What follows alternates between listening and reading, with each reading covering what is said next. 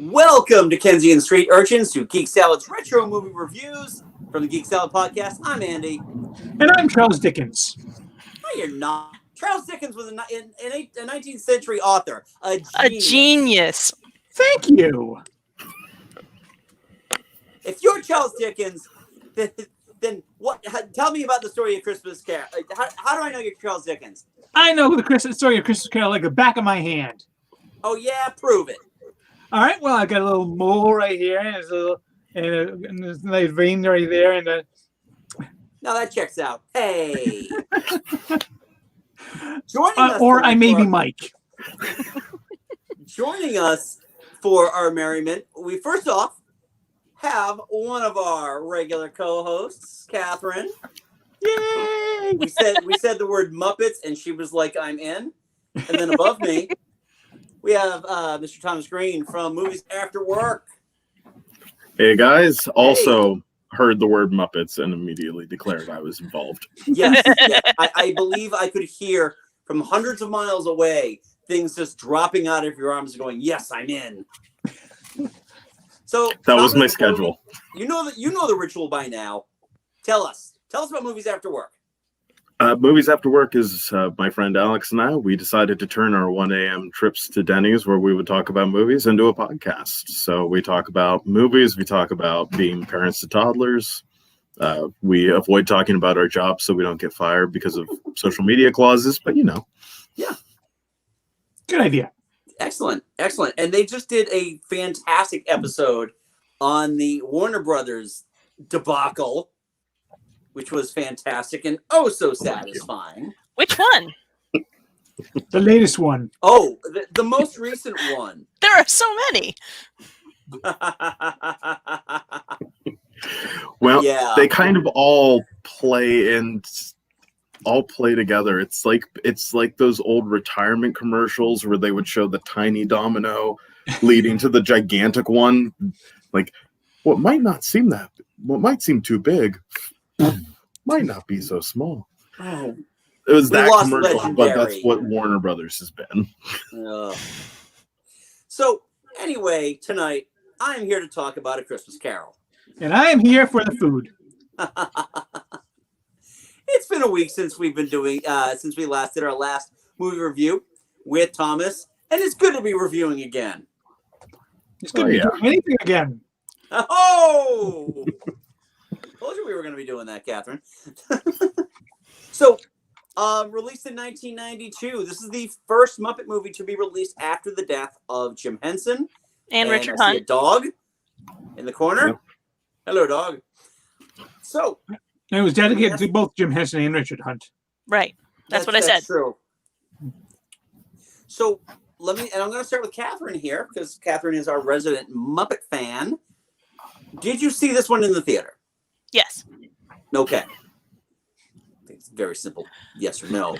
But Did I see it in the theater? Yes. Was the soundtrack the first CD I owned? Yes. Did I have it on VHS? Yes. Excellent. Well, I figured I would ask. Thomas, how about you? When was the first time you saw Muppet Christmas Carol? I cannot say that I remember perfectly because it's Christmas Carol and obvious the whole Ghost Christmas Future. I'm not sure if my parents wanted to risk how I would feel about whatever their version would be when we came into the theater. But we did have the movie on VHS at my house, and it was a staple for I don't know how many years to watch it as part of Christmas. So, excellent. How about you, Mike? Did not see it in the theaters because this was before we were allowed to go see movies in theaters regularly. But fairly certain we did get this one on VHS and watched it fairly regularly thereafter. Excellent. I believe this was from because I was in college when this came out. And it was really, I didn't have a car in college, so I couldn't get out to see it. So this was definitely one that waited until it was on the Suncoast stack of Christmas movies that we would just put in for in-store play. And I kind of had to piece it together that way and didn't really sit down and watch it until like years later, like just from start to finish. I mean, I liked what I saw when I saw it because I love the Muppets, but yeah, I honestly think I might have been in my 30s when I first saw this thing from start to finish. Mm-hmm. Better late than never. Yeah, exactly. So now my next question, in terms of the entire expanse of the story of Ebenezer Scrooge, where does this one kind of rank? You don't need to quantify it with an actual like ranking number, but is this high, low in terms of all of the interpretations? I think this one's pretty high because one thing that they do that a lot of the theatrical versions don't do is that they have the narration. So you get a little bit more of Dickinson's voice involved. Yeah. Yeah, for me, I think that, I would only classify one telling of A Christmas Carol above this one for me, and that's the Patrick Stewart one. Yeah, I have that on tape somewhere. I've got it on DVD right over there. I think I have your DVD, Mike. Oh, Yeah, I just have the audio cassette.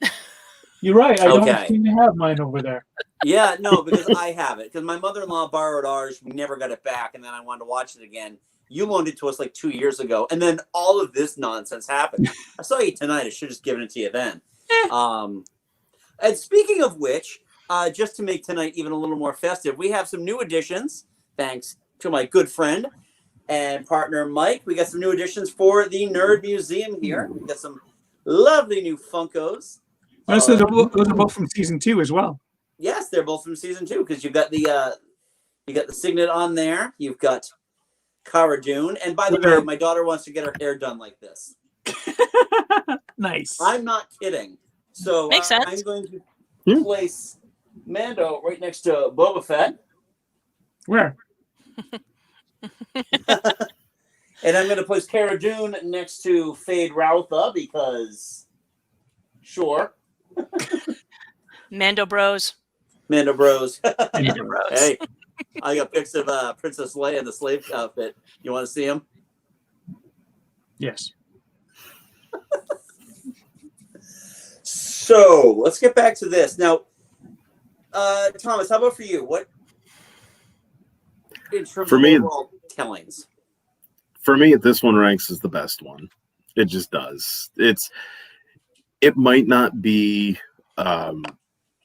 fully in keeping with the book and the book's tone, but it manages to have the personality that we all know and love of the Muppets while honoring that tone in its own way. You know, it's not scared, you know, it's not scared to be a little scary.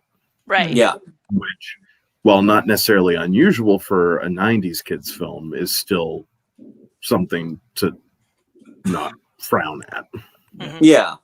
No, I fully agree with that. It is interesting because I recently watched an online review of this from Nostalgia Critic, who's my tolerance for has just been this sharp decline for a few years now.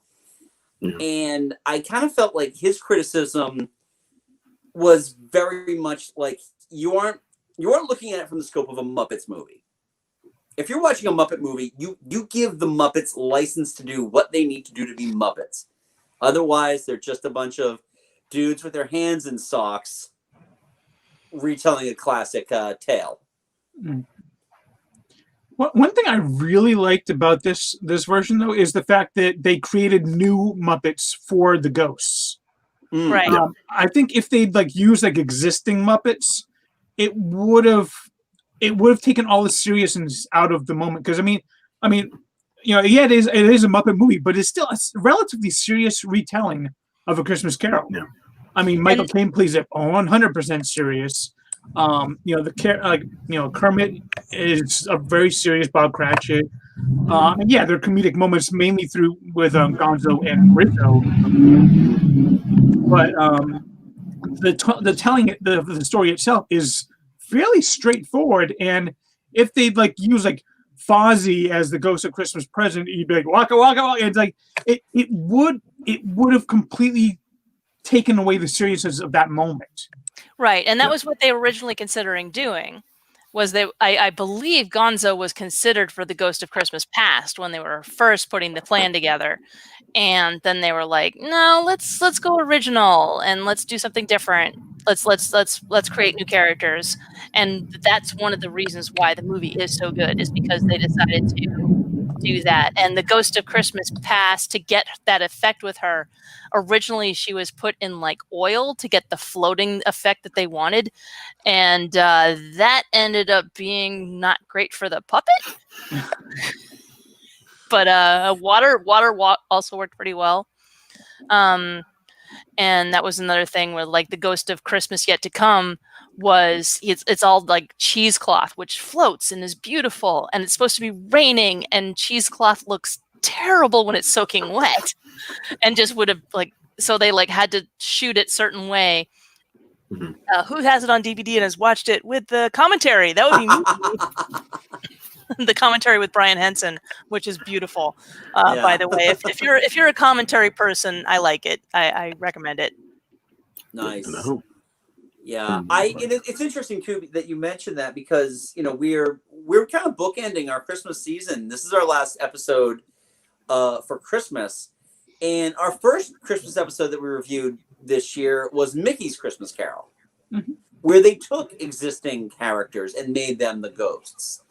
So yeah, no, I think it's a real interesting choice not to do that. I agree with you. It wouldn't have worked.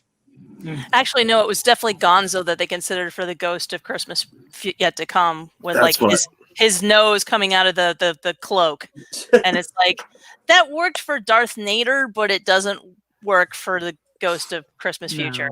Yeah, that's what I thought I had heard. So you mentioned that, and I was like, oh, I must have heard it completely wrong. But no, it's we watched it recently. I haven't watched it with the commentary track this year, and I was spacing because fighting with technology, yay! Yeah, I think it was.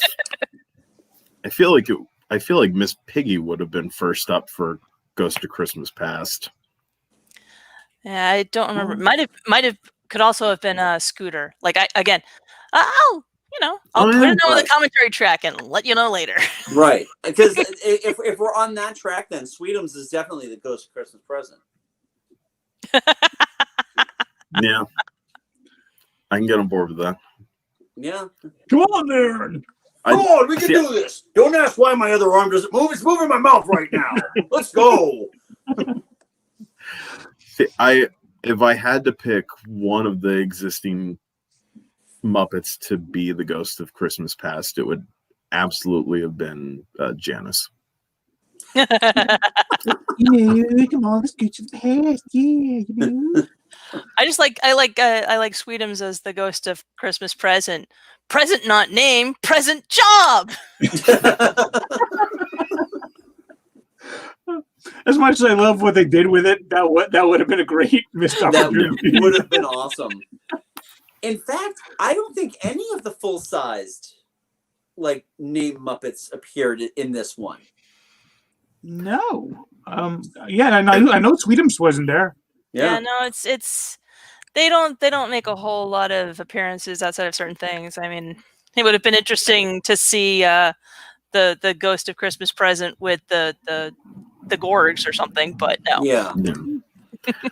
Well, Mike, maybe he was too busy doing Muppet Vision 3D because he shows up twice in the same thing. In the same scene. In the same scene, yeah. Yeah. Yeah, clearly the same performer was there. Always bugs me about that moment. I'd be curious to know if it was on purpose to not have characters like Sweetums, so that way the Ghost of Christmas Present and the Ghost of Christmas Yet to Come being not a literal Muppet for the Ghost of Christmas Yet to Come, but they become your full-size Muppets. So that gives them a level of size and grandeur that nobody else has. I can't remember. Were they in Treasure Island? Did they have any?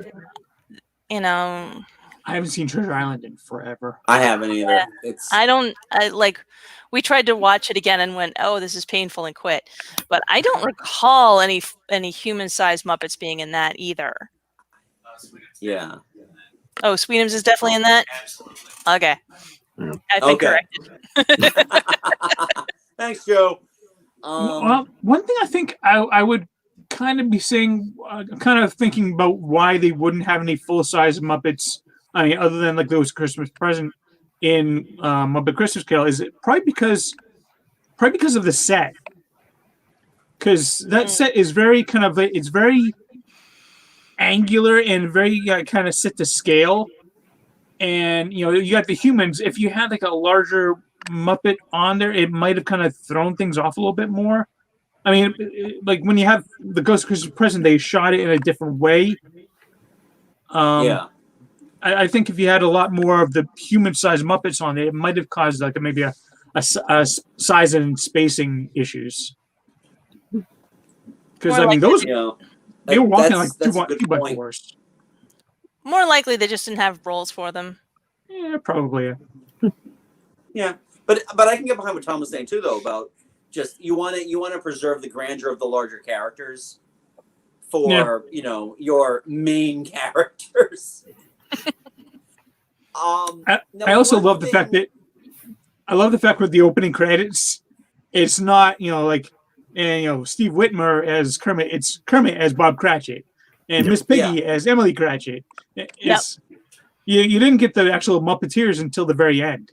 Right. Right. But that plays into what I think makes Muppet Christmas Carol stand out over the Mickey Mouse one or any other ones that are pre-existing character bases, that we weren't getting Bob Cratchit, but it's really just Kermit being Kermit. It was Kermit was Bob Cratchit. There were a couple of mannerisms that were very that's a Kermit thing to do, but it wasn't just Kermit being Kermit. Right. Yeah. They were actually playing the characters. Yeah. I mean, realistically, the only character that really didn't feel like they were acting, would be Miss Piggy. She's essentially Miss Piggy throughout. Yeah, but that's because it's Miss Piggy, and that's who she always was on the Muppet Show. Right. But, I mean, it was just her personality always blew through.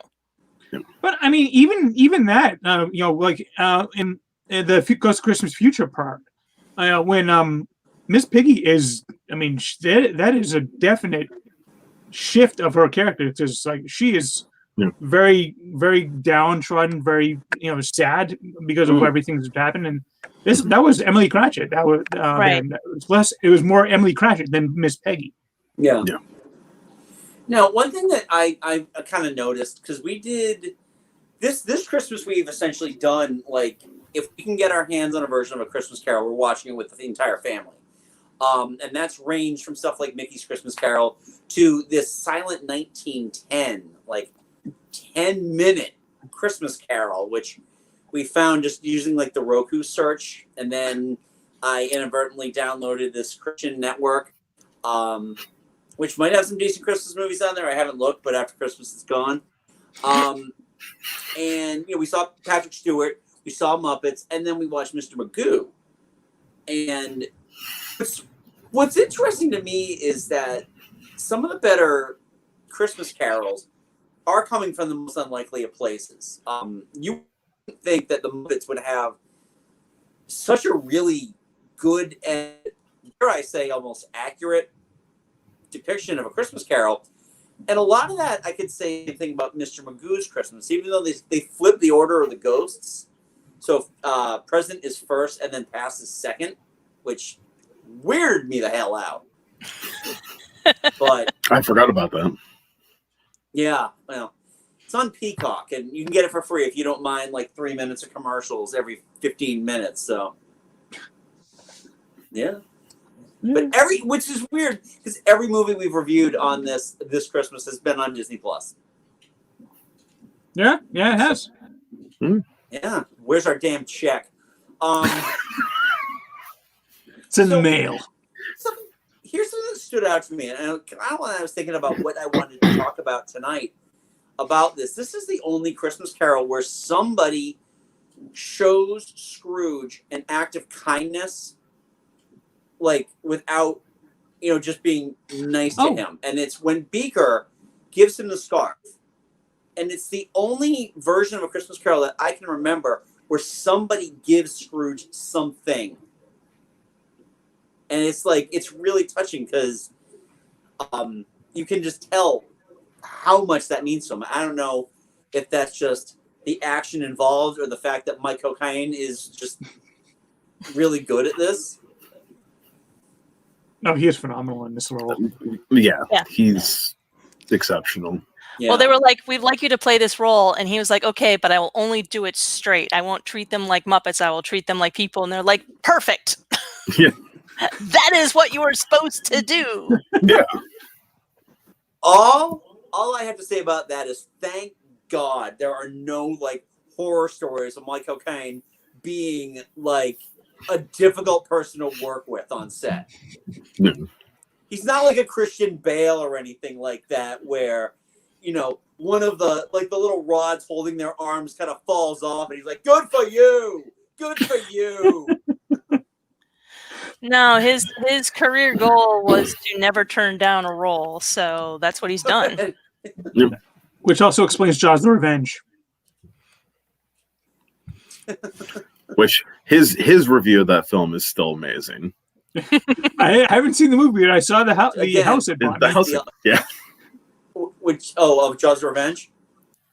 Yeah, that review is always just perfect. Yeah. Just also interesting trivia note: he skipped the Oscars, in which he won one because he was off in Barbados filming Jaws the Revenge. I mean, Los Angeles in February, Barbados. I'd probably skip the Oscars too. Well, I mean, I don't know. Los Angeles in February, Massachusetts in February. true. But if I was in Barbados, I'd be fine.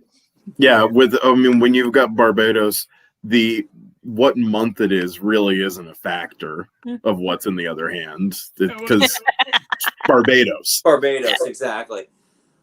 But yeah, no, I loved I just loved his interpretation about it. And it's nice too when you can feel that an actor with that much prestige is coming into a role and there's never once like an inkling that this is beneath him. Yeah. And honestly, it's not. Like, you've seen all the people that have done the Muppet Show and have been in the Muppet movies. Yeah. It's not beneath him. Right. He's in great company. Right. But most of those were But most of those were cameos. He is the lead in a Muppet movie. And while, we can talk about characters like, Charles Grodin and Diana Rigg in Great Muppet Caper, for the most part, these, this is the first time that someone has actually been the main character and is a human and the Muppets work around him. Yeah. Right. But most of the people that were cameos in the movies had been a special guest star on the show. Right. So they'd already had their time in the sun with the Muppets, and they knew they'd have a good time. So they're like, "Yeah, sure, I'll come back on for a little bit more." Exactly. Steve Martin's waiter is one of the best bits in Muppet history. Oh yeah. Steve Martin, James Coburn. Oh, I? Yeah. Steve Martin's waiter in the Muppet movie is a great sequel to the short film that he made of The Absent-Minded Waiter. It's a great sequel. Oh, I don't think I've ever seen The Absent-Minded Waiter. Now I have to check that out, which I'm sure it's copies around there somewhere in the ether. It's fantastic. Would Monsieur like to smell the bottle cap? Oh yeah, it's nice. But back to this movie. This is just, it's a lot of fun. There's a lot of heart in this movie, which is nice. And while they hit all the stuff that can get skipped in a traditional Christmas Carol. Like you know, they left Fred in there. Mm-hmm. Fred is almost expendable in a child's version of Christmas Carol. Almost always. Well, that's because in the original story, he like, you know, he does his thing with the Cratchit family, and then he actually spends Christmas Day with Fred and his family. Mhm. And in every retelling, he ends up spending it with Bob Cratchit. Yeah. Well, I mean, also, you know, nine retellings out of 10, the role of Scrooge's sister gets completely skipped over. Just like this one. Yeah. Because he is going to be a man of business. Business. It is the American way. Mike. Oh, it is the British way. I will say, though, the kid that played young Ebenezer against Sam the Eagle is possibly the worst actor I've ever seen in a Muppet movie. Ever. Yes, headmaster. I'm sure I can find worse, but yeah, he's... Yeah. Yeah, I could bite my tongue on that. The poor child was outclassed by far. Oh, he could... by Sam the Eagle. It's like, I'm talking to a Muppet. Okay. Yeah, he doesn't have the gravitas of the girl doing the ABC song with Kermit on Sesame Street. A B C D E F Cookie Monster. That girl owns. Yeah. I wonder what happened to her. I still think Sam's greatest role, though, was when he was in the 2011 Muppets. Because it was just perfect. What does that Muppet do after retirement?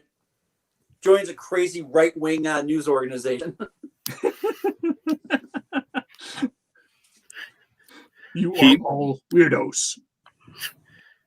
His future would be to go on some network as their Judge Piero or whatever her name is. He would be their celebrity. Their celebrity. They're like, see, we can't possibly be wrong. Sam the Eagle says we're right. Oh yeah. Well, we've seen Sam talking about his family values, right? Oh, yeah. Yeah. Stacey Dash is right. No. Like way back on the Muppet Show. Oh yeah, it's like, with Wayne and Wanda. Yeah. Yeah, no. He spent some time talking about his family because he's always going on about like, this is not wholesome, this is not cultural, this is not good. And it's like, oh yeah, his wife left him, and his son is studying to be a taxidermist, and his daughter is dating an owl. He has family troubles at home, but he is really about family values. Yeah. That stands. And then it's like totally stands. And I'm like, this is the original Muppet Show. This is the 70s they were making this joke, and it still works today. Oh yeah. I still love my favorite Sam the Eagle monologue is still just the whole thing where he's like, do you know that everyone right now is naked? Yes. Everyone under their clothes is naked. That one's also really good. That one's still my favorite. Good. The Sam song. Do do do do do do. We're singing Sam's song. And then when he had to help Ralph. I love. Oh yeah, we're singing Tit Willow. Tit Willow. Tit Willow. Is this cultural? Oh yeah, it's light opera. Yeah. And of course, Sam in Muppet Vision 3D. There's a 3-hour salute to all countries, but mostly America. Yet a minute and a half.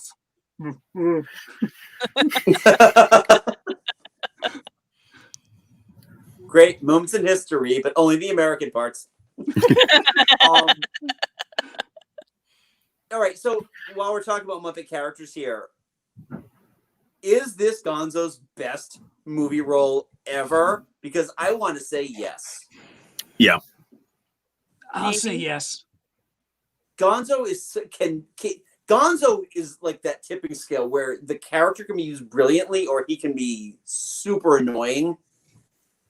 and I feel like he is just aces this entire movie. Him and Rizzo. I still feel Yeah. like Rizzo the Rat is Rizzo's best work. Yeah. I love every time they get pushed off the up. They get, they're on the window, and then some of the windows go flying open. They fall down, they smack, and he's like, "All right, let's do it again." Yeah. Oh yeah, it's just hilarious that after the 5 seasons of the Muppet Show, and then was at least 3, if not 4, Muppet movies prior to this one. We got super confident Gonzo that had earned that confidence. So you literally just get the moments of just like, here, hold this. What? Just hang on. What? Just being super just like that, like quick wit banter and just confidence in him the whole time is hysterical. Yeah. And I really enjoyed that. To fully investigate the house, he had to light all the lamps. Ding. How does he do that? Oh yeah, Dave Goelz and Steve Whitmire play off each other brilliantly. Yeah, they do. I love the bit too where hey, right, light the lamp, not the right, not the light, and he just knocks him. He knocks him into the cold water. Rizzo, calm down. Break him open. He has to break him out of the ice. I suppose I should thank you for that. You're welcome. And oh man, this city is dirty, isn't it? Thanks for making me a part of this.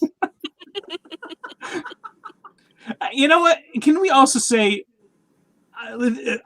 huge kudos to Steve Whitmire, because to take on the role of Kermit right after Jim Henson has died had to have been massively nerve-wracking and a massive undertaking. He did a fantastic job. Yeah, absolutely. He was a really great Kermit. Yeah, I agree with that, because he did Kermit for so long that it's like when you heard Jim Henson do it, it sounded a little weird. Yeah. Yeah.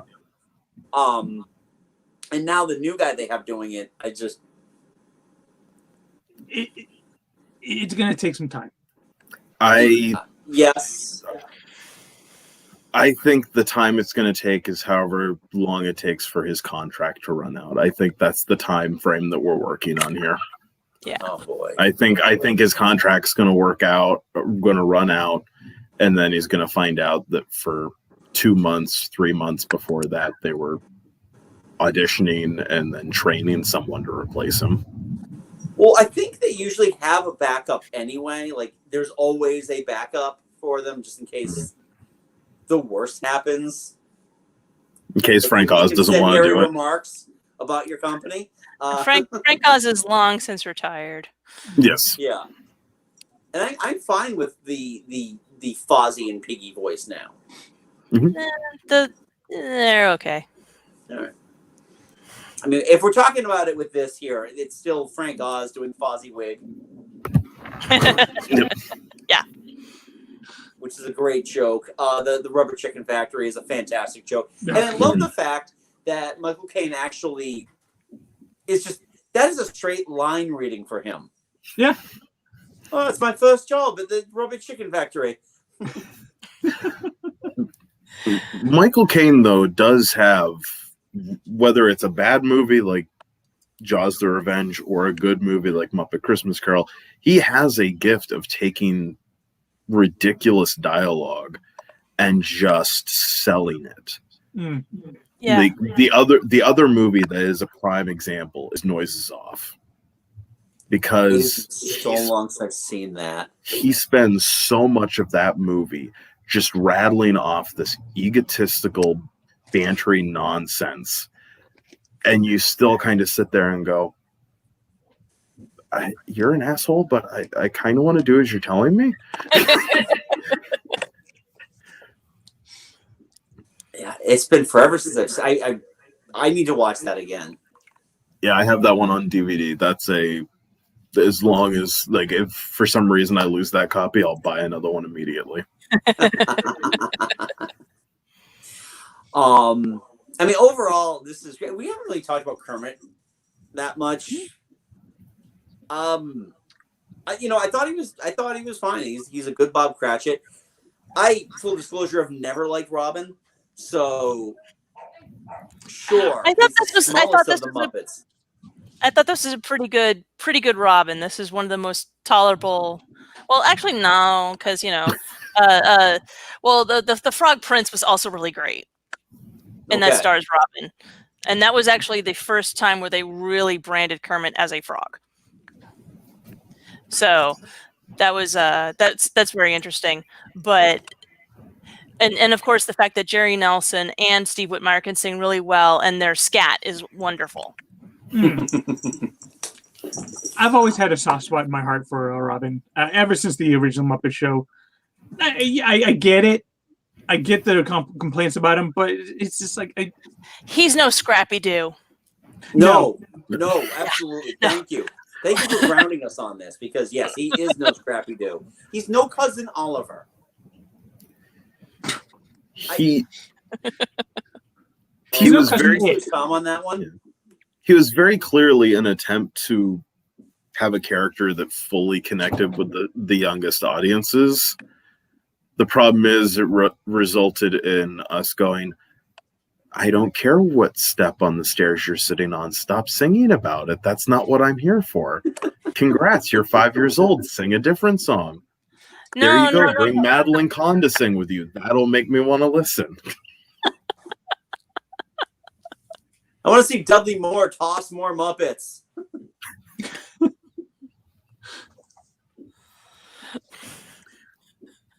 This is Mama. This also, now I'm thinking about it, this is the first of the Muppet movies that stopped being more like of the kind of like, here's a story with a through line, but it's more variety centric, whereas this is the first straight up story, and that would continue on with Muppet Treasure Island and Muppets in Space. Muppet Treasure Island is not good. Muppets from Space I like. Yeah. And then that moved us into the newer, they had all those made for TV Muppet movies, and then you had the 2011 Muppets, which I still think is brilliant. Yeah, that is very good. I do love that one. But I mean, what else we haven't talked about in Muppet Christmas Carol? The music. Paul Williams. Williams Paradise did some good music in this one. Yeah, Paul Williams' return. And he was somebody that really got the Muppet vibe. That was one of the things they constantly talk about, was that he could write good music for the Muppets. Yeah. Yeah. I agree. Paul Williams he's still alive, is a really interesting songwriter. And it's just, it is kind of funny that people that kind of look like human puppets, like Paul Williams and John Denver, worked really well in terms of songs, the music of the Muppets. Please. You can't tell me that John Denver and Kermit don't at least share a chromosome or two. Well, they were both very about the environment and about saving it and stuff like that. That was something. Smile the same way too. They both smile with their mouth open. John Denver is absolutely the Muppet that can't pay his rent at the beginning of Muppet Christmas Carol. Thanks for not shouting at me. You're just going, picks him up, chucks him out. Thanks for not shouting at me. You can't draw blood from. I had forgotten about him until I watched it again yesterday. Oh yeah, that's brilliant. It's such a small little part, but it's always and the beauty of that is that it brings you joy whenever you see it. It's never unless you watch this movie every day, you're always going to enjoy that bit. It's like hitting a bunny with a wreath. It just never gets old. Well, it's Bean Bunny, and he needs it. That was one of the things. There's the Tale of the Bunny Picnic, which is when Bean Bunny was first introduced, and that was that was pretty fun, but he is a little bit saccharine, and they just made fun of that on the Jim Henson Hour, and wrecked him for being, adorable. There was the Bean Bunny and the Cuteness Thief, followed by Beanbo. Oh, Yeah, I guess Slash and burn and still be adorable. yeah, they created him when they created him. He was just so cute that they had to find ways in each movie to just beat the hell out of him. which was really great. And, Yeah. and so like But coming from that tradition, because this didn't come too long after the Jim Henson Hour. It's like, okay, yeah, let's beat on Bean again. Let's do it. But I will say the shot of him like shivering that was like, oh. Yeah. Well, Yeah. it's again that's also Steve Whitmire as Bean. So Yeah. Is this like his last appearance? I'm going to defer to more of the experts on this. Is this Bean's like last mainstream appearance? Well, he has a fairly large role in Muppet Vision 3D. Right, Yeah. but that was filmed around the same time, I thought. yeah, that was also around the time of like the Jim Henson Hour. There's also Waldo is in Muppet Vision 4D, and he was also on Jim Henson Hour. But yeah, I don't think he did a whole lot after that. But I think maybe just Steve Whitmire was really busy being Kermit and Rizzo. Well, I mean, Yeah, Steve Whitmire was really busy, so Yeah. Bean just sort of fell to the wayside. I yeah, think and he was it's only also so in the long. Disney park. Yeah, there was before Muppet Vision 4D. There was another thing that they did at the Muppet Studios and at Disney World, and Bean was a part of that. Mm. I only have the audio. I just looked it up. In subsequent appearances in Muppets Tonight, Muppet from Space, It's a Very Muppet Christmas Movie, and The Muppets Wizard of Oz, Bean was relegated to the background and became a routine target of Muppet violence. Yeah. Okay. So he's the reverse Elmo then. He's what they should have done with Elmo. Yeah. Yeah. Talking about nauseating saccharine child Yeah. characters that we really didn't need. A lot of people found that about Robin. Some of us found that about Elmo. So Down with Elmo. Hail King Grover. So anybody else down have with any- Elmo. Do you think that Grover has like pictures of Elmo with his eyes cut out, like just taped up on his wall somewhere? Dude, he's a Sesame Street character. No. God, how sick are you, man? You've known him for longer than I have. Yeah, exactly. This is how I deconstruct things. Yes, but now I'm accusing him in front of a large audience. That's large audience, everybody. You hear that? So Not that large. We only have one person watching right now. Oh, okay. Who would that be? I wonder. But yeah, All of you watching this streaming later. Anybody? I mean, all in all, I love this. I annual for us now. Oh yeah. I do want them to put. I do want them to put When Love Is Gone back into the movie, though. Oh, I'm looking forward to that. The news this year has been great, and it's like, okay, you can have it in 4K, and I'm like, that's great, because currently I watch my DVD with the 4:3. I was talking about this on Facebook, because that version has the song in it. Yeah, and it's like, you can't have a reprise if you didn't have the original song there in the first place. Yeah, that scene just Right. it seems like it's just it feels like there's a big section in the middle cut right out. Yeah, Because there is. Yeah, Rizzo's bawling his eyes out, and you're like, why are you that sad? Yeah. Like, we understand their breakup is bad, but without that song, you don't realize, and without this is the only movie that Michael Caine has ever performed singing in. Yeah. He was like, okay, yeah, I'll sing. Sure, no problem. He's never sung on camera before. This was the movie. Yeah. And he And, has two songs. He's not a fantastic singer, but you know what? He like you were saying before, he sells it. He gives it his all. Yeah. He's no Russell Crowe and Les Mis. Let's just put it that way. But he's also no Hugh Jackman. I mean, no. No, you're right. It was Russell Crowe. Yeah, it was- it's Russell Crowe that is an octave off from the character he's playing. Right, exactly. It doesn't matter who you're talking about in Les Mis. Any musician can hear that band that's playing that music is dead inside. I'm from a family of musicians, and I can hear when a brass section is focusing on the drinking they're going to do after they're done. I can hear when the music change. I can hear that change in music. Hey, all I can say is now I can live my life knowing what a gorilla sounds like when it's having a stroke. So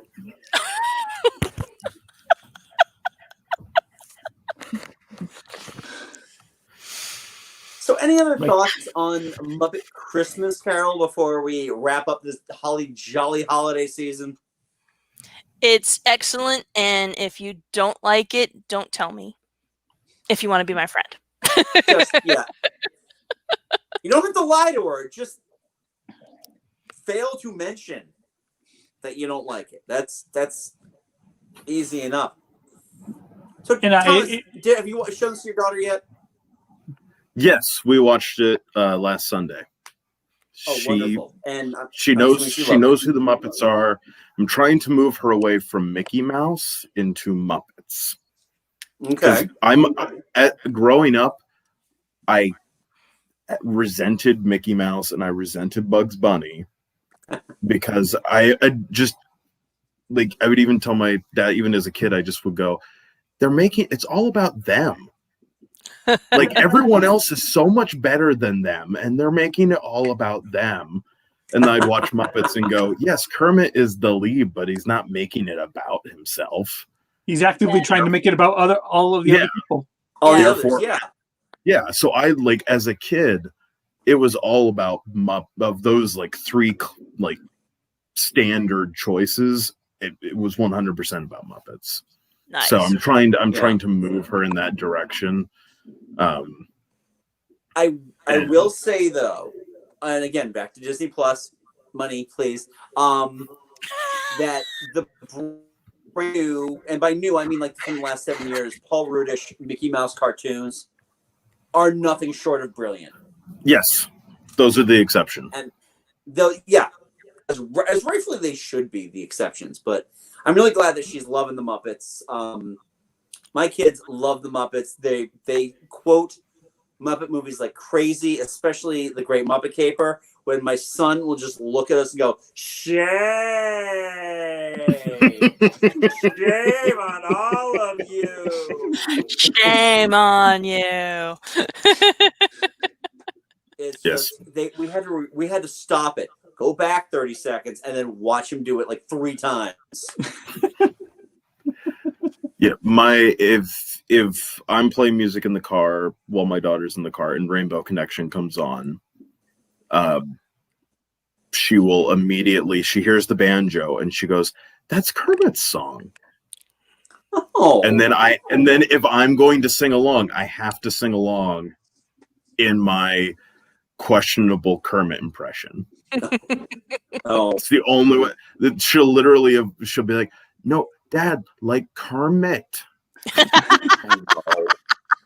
awesome. I forgot that demanding age.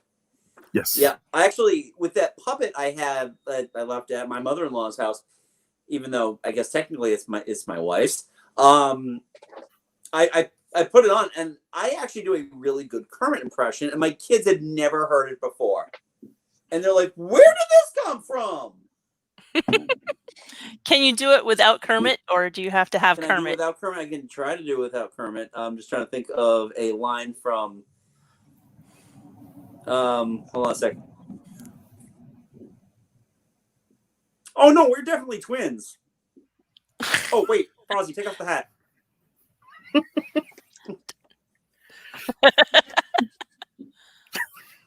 Oh yeah, I see it. I can't think of any others though. No, frogs don't give you warts. That's a myth. A myth. Yes.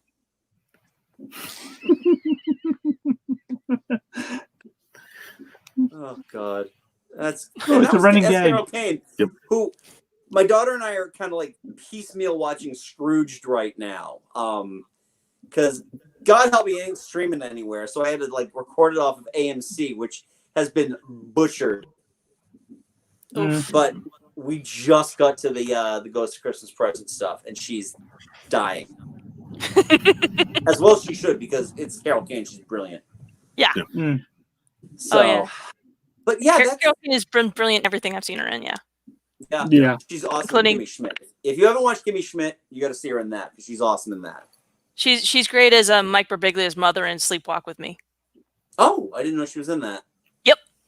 Ah, Oh yeah, interesting. and I forget the name of the actor, but the guy that plays Mike Birbiglia's dad is also really well established, and like I want to say that he's James Garner.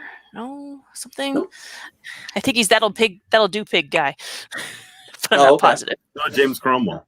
James Cromwell. I think so. Oh, okay. I'm not positive though. It's been a while, but Carol Kane is definitely his mom. Much better to have around than Oliver Cromwell.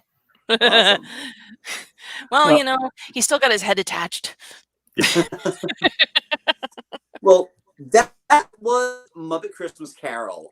We'd love to know what you thought of it. Leave a pleasant comment below if you'd like to give us a thumbs up. Subscribe, as we always ask for. Now, Thomas, where can we find your stuff? You can find us on Twitter at MoviesWork. It's usually me on there ranting and raving. And if you want to listen to the show, including our previous episode that Andy mentioned about everything going on Warner Brothers, or our upcoming episode, which will be about Sound of Metal, then you can go on Spotify, you can go on Google Podcasts, Apple Podcasts, most anywhere that people traditionally listen to podcasts. You can find us on there. Awesome. Thank you. And Mike, Katherine, and I host a little podcast called Geek Salad. We're at the same place you can find Tom's show. We are active on Twitter at Geek Salad Radio and on Facebook at Geek Salad Podcast. Our next show, which records tomorrow, and I am so excited, is the 12 Films of Christmas, where we rank, thanks to people like Tom, among other podcast contributors. And also our listeners. They're our top, and some of our listeners, yes. And some people who now claim that they won't be listening, but that's no names. You're a mean one, Mr. Grinch. So we're going to be ranking the 12 films of Christmas, and it just has to be whatever you think a Christmas movie is. It doesn't have to be the purest of Christmas movies. There can be blood and guts, and thanks to Lethal Weapon, some coke and tits too. So and Muppets. Yes, Animal. Last. Oh, by the way, there's one thing I forgot to mention about the brilliance of Animal in his one scene. Is playing the triangle with all the patience in the world. All the patience in the world that Animal has, and it just explodes. Yeah, exactly.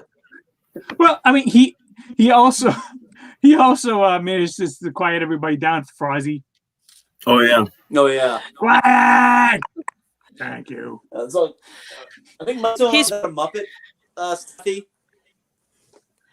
He's also annoyed that he missed the Monet exhibit at the museum. Renoir!